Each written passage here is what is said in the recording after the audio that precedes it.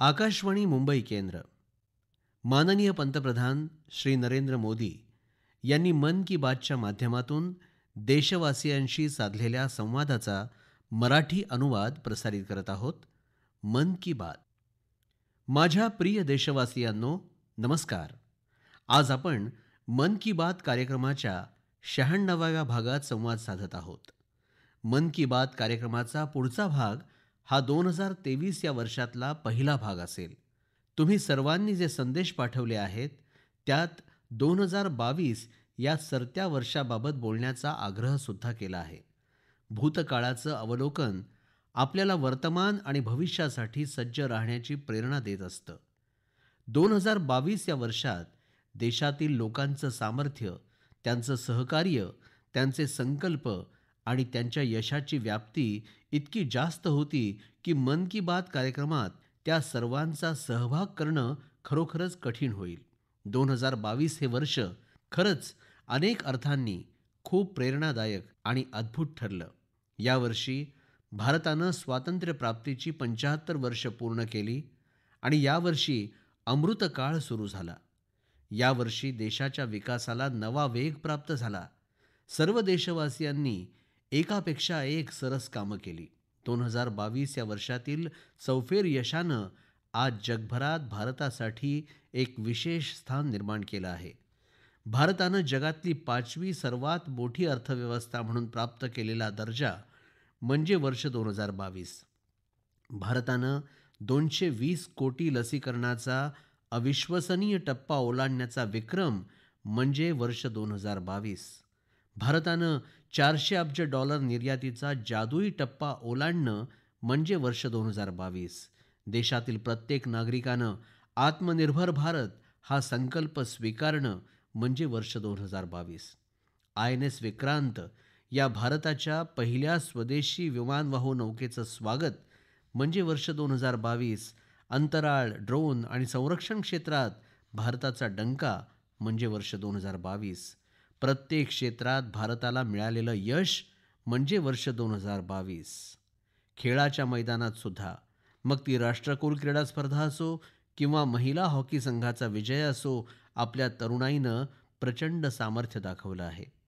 मित्रहो, या सर्व वैशिष्ट्यांबरोबरच आणखी एका कारणासाठी 2022 हे वर्ष कायमचे लक्षात राहणार आहे, ते म्हणजे एक भारत श्रेष्ठ भारत या भावनेचा विस्तार. देशातील लोकांनी एकता आणि एकजूट साजरी करण्यासाठी अद्भुत कार्यक्रमांचे आयोजन केले. मग ती गुजरातमधली माधवपूर जत्रा असो, जिथे रुक्मिणी विवाह आणि भगवान श्रीकृष्णाचे ईशान्य क्षेत्राशी असलेले संबंध साजरे केले जातात, किंवा काशी तमिळ संगमम असो, या सर्व पर्वांमध्ये सुद्धा एकतेचे अनेक रंग दिसून आले. 2022 या वर्षात देशवासियांनी आणखी एका अमर इतिहासाची नोंद केली आहे. ऑगस्ट महिन्यात राबवण्यात आलेली हर घर तिरंगा मोहीम कोण बरे विसरू शकेल. देशवासियांच्या तनामनावर रोमांच फुलवणारे ते क्षण होते. स्वातंत्र्यप्राप्तीच्या 75 वर्षानिमित्त आयोजित या मोहिमेमुळे अवघा देश तिरंगामय झाला. 6 कोटीपेक्षा जास्त लोकांनी तिरंग्यासोबत काढलेले सेल्फी पाठवले. स्वातंत्र्यप्राप्तीचा हा अमृत महोत्सव आता पुढच्या वर्षी सुद्धा असाच साजरा होत राहील, अमृत काळाची भक्कम पायाभरणी करत राहील. मित्रहो, याच वर्षी G20 समूहाच्या अध्यक्षतेची जबाबदारी सुद्धा आपल्या भारताला मिळाली आहे. मागच्या वेळी याबाबत मी सविस्तर चर्चा सुद्धा केली होती. वर्ष 2023 मध्ये आपल्याला G20च्या उत्साहाला नव्या उंचीवर न्यायचे आहे. या आयोजनाला आता लोकचळवळीचे रूप द्यायचे आहे. माझ्या प्रिय देशवासियांनो, आज जगभरात नाताळचा सणही थाटामाटात साजरा केला जातो आहे. येशू ख्रिस्ताचे जीवन आणि शिकवण लक्षात ठेवण्याचा हा दिवस. मी तुम्हा सर्वांना नाताळच्या खूप खूप शुभेच्छा देतो. मित्रहो, आपले सर्वांचे श्रद्धास्थान असणारे अटल बिहारी वाजपेयीजी यांचाही आज जन्मदिवस आहे. देशाला असामान्य नेतृत्व देणारे ते महान नेते होते. प्रत्येक भारतीयाच्या हृदयात त्यांना विशेष स्थान आहे. मला कोलकाताहून आस्थाजींचे पत्र आले आहे. त्यांनी नुकतीच दिल्लीला भेट दिली होती. त्या भेटीचा उल्लेख त्यांनी या पत्रात केला आहे. त्यांनी लिहिले आहे की यावेळी त्यांनी पीएम म्युझियमला भेट देण्यासाठी वेळ काढला. या संग्रहालयातील अटलजींचं दालन त्यांना खूप आवडलं. तिथं अटलजींसोबत काढलेला फोटो त्यांच्यासाठी संस्मरणीय ठरला आहे. अटलजींनी देशासाठी दिलेल्या मौल्यवान योगदानाचं दर्शन आपल्याला या दालनात घडतं. पायाभूत सुविधा असो, शिक्षण असो किंवा परराष्ट्र धोरण असो, त्यांनी प्रत्येक क्षेत्रात भारताला नव्या उंचीवर नेण्याचं काम केलं. मी पुन्हा एकदा अटलजींना हृदयापासून अभिवादन करतो. मित्रहो, उद्या 26 डिसेंबर रोजी वीर बाल दिवस आहे आणि त्यानिमित्त मला दिल्लीमध्ये साहिबजादा जोरावर सिंगजी आणि साहिबजादा फतेह सिंगजी यांच्या हौतात्म्याला समर्पित एका कार्यक्रमात सहभागी होण्याचं सौभाग्य प्राप्त होणार आहे. साहिबजादे आणि माता गुजरी यांचं बलिदान देशाच्या कायम स्मरणात राहील. माझ्या प्रिय देशवासियांनो, असं म्हटलं जातं की सत्यम किम प्रमाणम, प्रत्यक्षम किम प्रमाणम. अर्थात सत्याला पुराव्याची आवश्यकता नसते. जे प्रत्यक्ष आहे त्याला कोणत्याही प्रमाणाची आवश्यकता नसते, असं आपल्याकडे म्हटलं जातं. मात्र आधुनिक वैद्यकशास्त्राचा विचार केला तर पुरावा हीच सर्वात महत्त्वाची गोष्ट ठरते.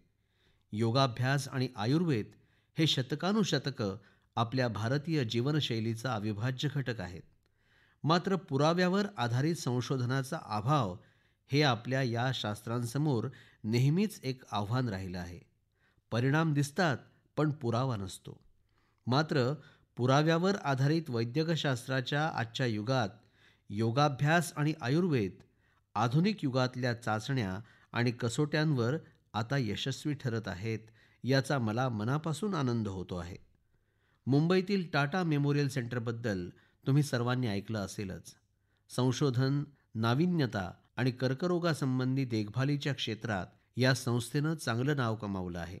या केंद्रानं केलेल्या सखोल संशोधनातून स्तनाच्या कर्करोगाच्या रुग्णांसाठी योगाभ्यास अत्यंत प्रभावी असल्याचं समोर आलं आहे. स्तनाच्या कर्करोगाविषयी अमेरिकेत आयोजित अत्यंत प्रतिष्ठित अशा परिषदेत टाटा मेमोरियल सेंटरनं आपल्या संशोधनाचे परिणाम सादर केले आहेत. या परिणामांनी जगातल्या मोठमोठ्या तज्ज्ञांचं लक्ष वेधून घेतलं आहे.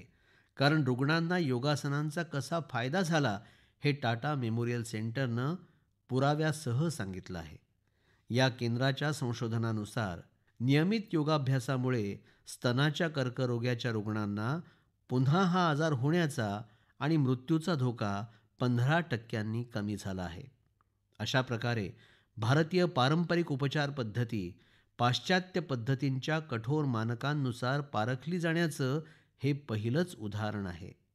त्याचबरोबर स्तनाच्या कर्करोगानं ग्रासलेल्या महिलांचं जीवनमान सुधारण्यासाठी योगासनं उपयुक्त ठरत असल्याचं सिद्ध करणारा हा अशा प्रकारचा पहिलाच अभ्यास आहे. त्याचे दीर्घकालीन लाभही समोर आले आहेत.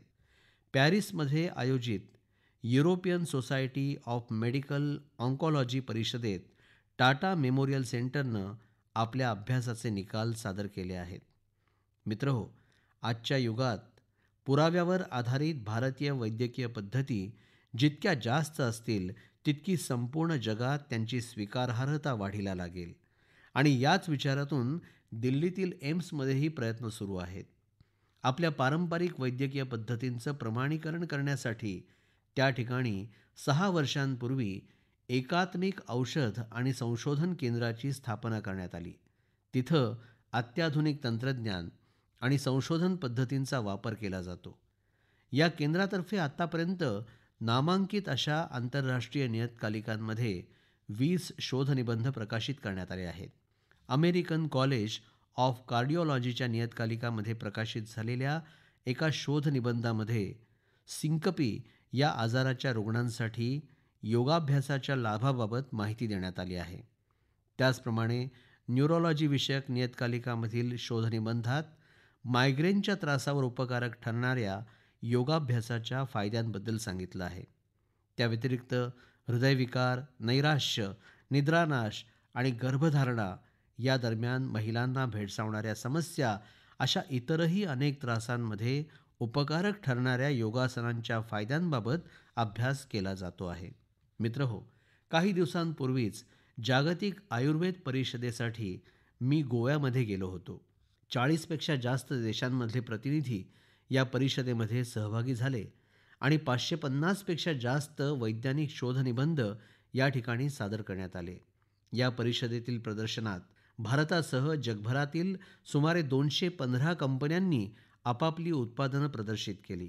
4 दिवस चाललेल्या या एक्स्पोमध्ये 1 लाखापेक्षा जास्त लोकांनी आयुर्वेदाशी संबंधित अनुभवांचा आस्वाद घेतला.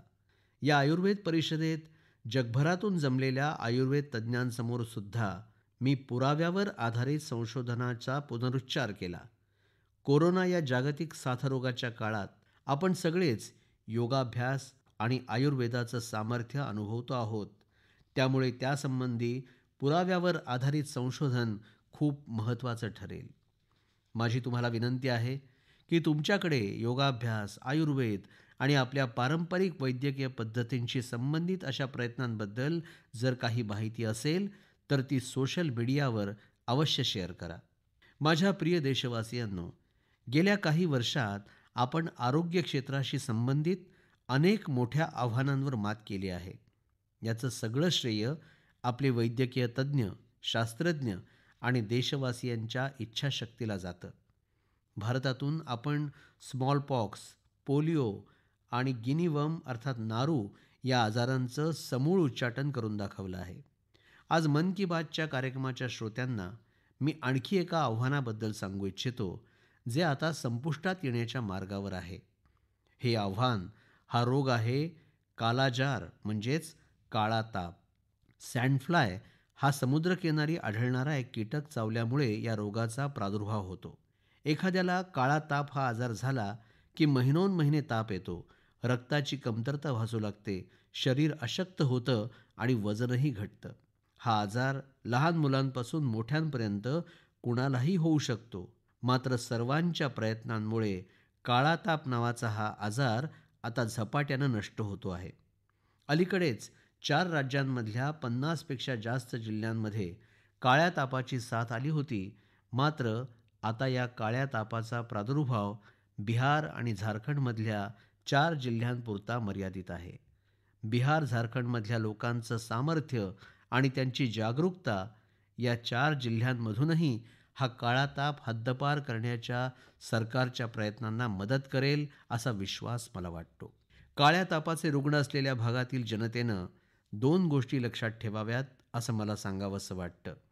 एक म्हणजे सँडफ्लाय किंवा वाळूवर आढळणाऱ्या माशांवर नियंत्रण आणि दुसरं म्हणजे या आजाराची लागण झाल्याचं लवकरात लवकर ओळखणं आणि त्यावर संपूर्ण उपचार. काळ्या तापावरचे उपचार सोपे आहेत आणि उपचारासाठी वापरण्यात येणारी औषधंही खूप प्रभावी आहेत. तुम्हाला फक्त सतर्क राहायचं आहे. ताप आला तर हलगर्जीपणा करू नका आणि सँडफ्लायला मारणाऱ्या औषधांची फवारणी करत राहा. जरा विचार करा, आपला देश या काळ्या तापापासून जेव्हा मुक्त होईल तेव्हा आपल्या सर्वांसाठीच ती आनंदाची बाब असेल. सबका प्रयासच्या या भावनेतूनच आपण 2025 सालापर्यंत भारताला टीबी मुक्त करण्यासाठी काम करत आहोत.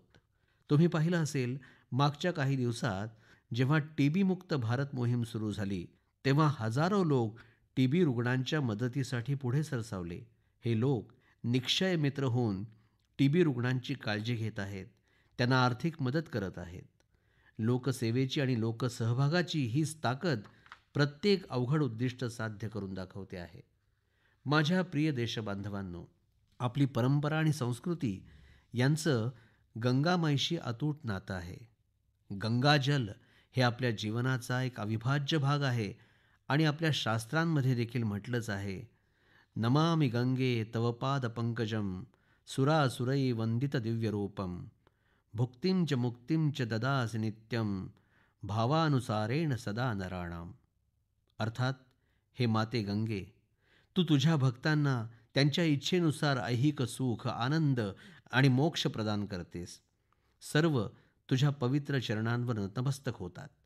मी देखील तुझ्या पवित्र चरणांवर नतमस्तक होतो. अशा वेळी शतकांपासून वाहणाऱ्या गंगा मातेला स्वच्छ ठेवणं ही आपली खूप मोठी जबाबदारी आहे आणि याच उद्देशानं 8 वर्षांपूर्वी आम्ही नमामि गंगे अभियान सुरू केलं. भारताच्या या उपक्रमाचं आज जगभरातून कौतुक होत आहे. ही आपल्या सर्वांसाठी अभिमानाची बाब आहे. संयुक्त राष्ट्रानं नमामि गंगे अभियानाचा समावेश पर्यावरण पुनर्संचयित करणाऱ्या जगातील पहिल्या 10 उपक्रमांमध्ये केला आहे. जगभरातील अशा 160 उपक्रमांमध्ये नमामि गंगेला हा सन्मान मिळाला आहे. ही अजून एक आनंदाची बाब आहे. मित्रांनो, लोकांचा निरंतर सहभाग ही नमामि गंगे अभियानाची सर्वात मोठी ऊर्जा आहे. नमामि गंगे अभियानात गंगा प्रहरी आणि गंगा दूत यांची भूमिका देखील महत्त्वाची आहे. वृक्षारोपण, घाटांची स्वच्छता, गंगा आरती, पथनाट्य, नाटक, चित्रकला, कविता यांच्या माध्यमातून ते जनजागृतीचं काम करत आहेत. या अभियानामुळे जैवविविधतेमध्ये देखील मोठ्या प्रमाणात सुधारणा दिसून येत आहे. हिल्सा मासे, गंगेच्या पात्रातील डॉल्फिन आणि कासवांच्या विविध प्रजातींच्या संख्येत लक्षणीय वाढ झाली आहे. गंगा स्वच्छ झाल्यानं उपजीविकेच्या इतर संधीही वाढत आहेत. इथं मी जैवविविधता लक्षात घेऊन तयार केलेल्या जलज आजीविका मॉडेलची चर्चा करू इच्छितो. ही पर्यटन आधारित बोट सफारी 26 ठिकाणी सुरू करण्यात आलेली आहे. साहजिकच नमामि गंगे अभियानाचा विस्तार, त्याची व्याप्ती ही नदीच्या स्वच्छतेपेक्षा कितीतरी पटीनं अधिक आहे. हे अभियान म्हणजे एकीकडे आपल्या इच्छाशक्तीचा आणि अथक प्रयत्नांचा प्रत्यक्ष पुरावा आहे, तर दुसरीकडे पर्यावरण संरक्षणाच्या दिशेनं जगाला एक नवा मार्गही दाखवणार आहे. माझ्या प्रिय देशबांधवांनो, आपला संकल्प जर दृढ असेल तर मोठ्यातील मोठं आव्हान देखील सोपं होतं. सिक्कीमच्या थेगू गावातील संगे शेर्पा यांनी याचं उत्तम उदाहरण प्रस्थापित केलं आहे. मागील 14 वर्षांपासून ते 12,000 फुटांपेक्षा अधिक उंचीवर पर्यावरण संरक्षणाच्या कामात व्यस्त आहेत. संगेजी यांनी सांस्कृतिक आणि पौराणिक महत्त्व असलेलं सोमगो सरोवर स्वच्छ ठेवण्याचा विडा उचलला आहे. आपल्या अथक परिश्रमानं त्यांनी या ग्लेशियर हिमसरोवराचं रूप पालटलं आहे. 2008 मध्ये जेव्हा संगे शेर्पा यांनी ही स्वच्छता मोहीम सुरू केली, तेव्हा त्यांना अनेक अडचणींचा सामना करावा लागला. मात्र अगदी कमी कालावधीत त्यांच्या या उदात्त कार्यात युवक आणि ग्रामस्थांसह पंचायतीनं देखील त्यांना सहकार्य करायला सुरुवात केली. आज तुम्ही सोमगो सरोवर बघायला गेलात तर आजूबाजूला मोठमोठ्या कचऱ्याच्या कुंड्या दिसतील. इथं जमा होणारा कचरा पुनर्वापरासाठी पाठवला जातो.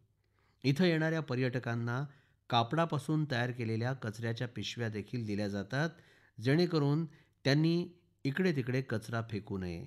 स्वच्छ झालेलं हे सरोवर पाहण्यासाठी दरवर्षी सुमारे 5 लाख पर्यटक इथं भेट देतात. सोमगो सरोवराच्या संवर्धनाच्या या आगळ्या-वेगळ्या प्रयत्नांसाठी संगे शेर्पा यांना अनेक संस्थांकडून सन्मानितही करण्यात आलं आहे. अशा प्रयत्नांमुळेच आज सिक्कीमची गणना भारतातील स्वच्छ राज्यांमध्ये होते. संगे शेर्पाजी आणि त्यांच्या सहकाऱ्यांसोबतच पर्यावरण संरक्षणाच्या उदात्त प्रयत्नात व्यस्त असलेल्या देशभरातील लोकांचंही मी मनापासून कौतुक करतो. मित्रांनो, आज प्रत्येक भारतीयाच्या मनात स्वच्छ भारत अभियान रुजलेलं आहे, याचा मला आनंद आहे. 2014 मध्ये हे जन आंदोलन सुरू झाल्यापासून या अभियानाला एका वेगळ्या उंचीवर घेऊन जाण्यासाठी लोकांनी अनेक आगळेवेगळे प्रयत्न केले आहेत आणि हे प्रयत्न केवळ समाजामध्येच नाही तर सरकारी पातळीवर देखील दिसून येत आहेत. कचरा काढल्यानं, अनावश्यक वस्तू टाकून दिल्यानं कार्यालयांमध्ये बरीच जागा मोकळी होते, नवीन जागा उपलब्ध होते. पूर्वी जागेअभावी कार्यालये दूर अंतरावर भाड्यानं घ्यावी लागत होती. आजकाल या स्वच्छतेमुळे एवढी जागा उपलब्ध होत आहे की आता सर्व कार्यालये एकाच ठिकाणी आली आहेत आणि हे या सततच्या प्रयत्नांचं फलित आहे. मागील काही दिवसांमध्ये माहिती आणि प्रसारण मंत्रालयानं मुंबई, अहमदाबाद, कोलकाता, शिलाँग अशा अनेक शहरांमधील आपल्या कार्यालयांमध्ये खूप प्रयत्न केले आणि त्यामुळेच आज त्यांच्याकडे नवीन कामासाठी 2-2, 3-3 मजले उपलब्ध झाले आहेत. या स्वच्छतेमुळेच आम्हाला आमच्या स्रोताचा अधिकाधिक वापर करता येईल आणि त्याचा उत्तम अनुभव मिळत आहे. हे अभियान देशासाठी, समाजासाठी, खेड्यापाड्यात, शहरांमध्ये आणि कार्यालयातही सर्वत्र उपयुक्त ठरत आहे. माझ्या प्रिय देशवासियांनो, आपल्या कला संस्कृतीबद्दल आपल्या देशामध्ये एक नवीन जागरूकता, एक नवचेतना जागृत होत आहे. मन की बात मध्ये आपण अनेकदा अशा उदाहरणांची चर्चा देखील करतो, ज्याप्रमाणे कला, साहित्य आणि संस्कृती ही समाजाची सामूहिक पुंजी असते, त्याचप्रमाणे त्यांचा विकास करणं ही देखील संपूर्ण समाजाची जबाबदारी असते. असाच एक यशस्वी प्रयत्न लक्षद्वीपमध्ये होत आहे. इथं कल्पेनी बेटावर एक क्लब आहे, कुमेल ब्रदर्स चॅलेंजर्स क्लब. हा क्लब तरुणांना स्थानिक संस्कृती आणि पारंपरिक कला जोपासण्यासाठी प्रोत्साहन देतो. इथं युवकांना कोलकली, परिचाकली, किलिप्पाट्ट अशा स्थानिक कला आणि पारंपरिक गाण्यांचं प्रशिक्षण दिलं जातं. म्हणजेच जुना वारसा नवीन पिढीच्या हातात सुरक्षित होत आहे, तो पुढे जात आहे. आणि मित्रांनो, असे प्रयत्न देशातच नव्हे तर परदेशातही होत आहेत, याचा मला आनंद आहे. नुकतंच दुबईतील कलारी क्लबनं गिनीज बुक ऑफ वर्ल्ड रेकॉर्डमध्ये आपलं नाव नोंदवलं आहे. दुबईच्या क्लबनं विक्रम केला, मग त्याचा भारताशी काय संबंध, असा विचार कुणीही करेल. वास्तविक हा विक्रम भारतातील प्राचीन मार्शल आर्ट कलारीपयट्टूशी संबंधित आहे. हा विक्रम म्हणजे एकाच वेळी जास्तीत जास्त लोकांनी कलारीचं सादरीकरण करण्याच्या कामगिरीचा आहे. कलारी क्लब दुबईनं दुबई पोलिसांसोबत याची योजना आखली आणि यूएईच्या राष्ट्रीय दिनी याचं सादरीकरण केलं. या कार्यक्रमात 4 वर्षाच्या मुलापासून ते 60 वर्षाच्या ज्येष्ठांनी आपल्या क्षमतेनुसार कलारीचं उत्कृष्ट सादरीकरण केलं. विविध पिढ्या एक प्राचीन परंपरा उत्साहानं कशी पुढे नेत आहेत, याचं हे एक अद्भुत उदाहरण आहे. मित्रांनो, मी मन की बातच्या श्रोत्यांना कर्नाटकातील गडक जिल्ह्यात राहणाऱ्या क्वेमश्रींजी बद्दल सांगू इच्छितो. दक्षिणेत कर्नाटकातील कला संस्कृती पुनरुज्जीवित करण्याच्या कार्यात क्वेमश्री गेली 25 वर्ष सातत्यानं कार्यरत आहेत. त्यांची तपश्चर्या किती महान आहे, याची तुम्ही कल्पना करू शकता. यापूर्वी ते हॉटेल मॅनेजमेंट या व्यवसायाशी संबंधित होते, पण त्यांची संस्कृती आणि परंपरेसाठी असलेली ओढ इतकी खोल होती की त्यांनी यालाच आपलं ध्येय बनवलं. त्यांनी कला चेतना नावानं व्यासपीठ सुरू केलं, जे कर्नाटकातील आणि देशविदेशातील कलाकारांचे अनेक कार्यक्रम आयोजित करतं. यामध्ये स्थानिक कला आणि संस्कृतीला चालना देण्यासाठी अनेक नाविन्यपूर्ण कामंही केली जातात. मित्रांनो, देशवासियांची त्यांची कला आणि संस्कृतीबद्दलच्या या उत्साहातून आपल्या वारशाप्रती असलेली अभिमानाची भावना दिसून येते. आपल्या देशातील कानाकोपऱ्यात असे अनेक रंग विखुरलेले आहेत. त्यांना सजवण्यासाठी आणि जोपासण्यासाठी आपल्याला देखील निरंतर काम केलं पाहिजे. माझ्या प्रिय देशबांधवांनो, देशातील अनेक भागात बांबूपासून अनेक सुंदर आणि उपयुक्त वस्तू बनवल्या जातात. विशेषतः आदिवासी भागात बांबूपासून वस्तू तयार करणारे कुशल कामगार, कुशल कलाकार आहेत. देशात बांबूशी संबंधित ब्रिटिशकालीन कायदे बदलल्यापासून त्याची मोठी बाजारपेठ विकसित झाली आहे. महाराष्ट्रात पालघर सारख्या भागात आदिवासी बांबूपासून अनेक सुंदर वस्तू बनवतात. बांबूपासून तयार केलेले बॉक्स, खुर्च्या, चहाची भांडी, टोपल्या, ट्रे यासारख्या गोष्टी खूप लोकप्रिय होत आहेत. एवढंच नाही तर हे लोक बांबू गवतापासून सुंदर कपडे आणि सजावटीचं सामान देखील तयार करतात. त्यामुळे आदिवासी महिलांना रोजगार मिळत आहे आणि त्यांच्या कौशल्याला ओळख देखील प्राप्त होत आहे. मित्रांनो, कर्नाटकातील एक दाम्पत्य सुपारीच्या तंतूंपासून बनवलेली अनेक अनोखी उत्पादनं आंतरराष्ट्रीय बाजारपेठेत पाठवत आहे. कर्नाटकातील शिवमोगा येथील हे दाम्पत्य आहे श्री सुरेश आणि त्यांची पत्नी श्रीमती मैथिली. हे लोक सुपारीच्या तंतूंपासून ट्रे, प्लेट्स, हँडबॅग्स यासारख्या अनेक सजावटीच्या वस्तू बनवतात. या तंतूंपासून बनवलेल्या चपलांनाही आज खूप पसंती मिळत आहे. आज त्यांची उत्पादनं लंडन आणि युरोपातील इतर बाजारपेठांमध्ये विकली जात आहेत. हेच तर आपल्या नैसर्गिक साधनसंपत्तीचं आणि पारंपरिक कौशल्यांचं वैशिष्ट्य आहे, जे सर्वांनाच आवडत आहे. भारताच्या या पारंपरिक ज्ञानात जग शाश्वत भविष्याचा मार्ग पाहत आहे. आपल्याला देखील अधिकाधिक जागरूक होण्याची आवश्यकता आहे. आपण स्वतः अशी देशी आणि स्थानिक उत्पादनं वापरावीत आणि इतरांना देखील भेट द्यावीत. यामुळे आपली एक अतूट ओळख निर्माण होईल, स्थानिक अर्थव्यवस्था मजबूत होईल आणि मोठ्या प्रमाणात लोकांचं भविष्य देखील उज्ज्वल होईल. माझ्या प्रिय देशबांधवांनो, आता आपण मन की बातच्या अभूतपूर्व 100व्या भागाच्या दिशेनं हळूहळू वाटचाल करत आहोत. मला अनेक देशवासियांची पत्र मिळाली आहेत, ज्यात त्यांनी 100व्या भागाबद्दल प्रचंड उत्सुकता व्यक्त केली आहे. 100व्या भागामध्ये आपण काय बोललं पाहिजे, त्याला कशा प्रकारे विशेष बनवायचं, याबद्दल तुम्ही मला तुमच्या सूचना पाठवल्या तर त्या मला आवडतील. पुढच्या वेळी आपण 2023 मध्ये भेटू. 2023 सालासाठी मी तुम्हा सर्वांना शुभेच्छा देतो. हे वर्ष आपल्या देशासाठीही खास जावो. देश नवनवीन उंची गाठत राहो. आपण सर्वांनी मिळून संकल्प करायचा आहे आणि प्रत्यक्षात त्याचं पालन देखील करायचं आहे. यावेळी अनेक जण सुट्टीच्या मूडमध्ये देखील आहेत. तुम्ही या सणांचा खूप आनंद घ्या, पण थोडं सावध देखील राहा. तुम्ही पाहत असाल की जगातील अनेक देशांमध्ये कोरोनाचा प्रादुर्भाव वाढत आहे. त्यामुळे मास्क, हात धुणं यासारख्या उपायांचं अधिकाधिक पालन करा. आपण सावध राहिलो तर आपण सुरक्षितही राहू आणि आपल्या आनंदात कोणताही अडथळा येणार नाही. याबरोबर पुन्हा एकदा तुम्हा सर्वांना खूप खूप शुभेच्छा. खूप खूप धन्यवाद. नमस्कार. माननीय पंतप्रधान श्री नरेंद्र मोदी यांनी मन की बातच्या माध्यमातून देशवासियांशी साधलेल्या संवादाचा मराठी अनुवाद आत्ताच आपण ऐकलात.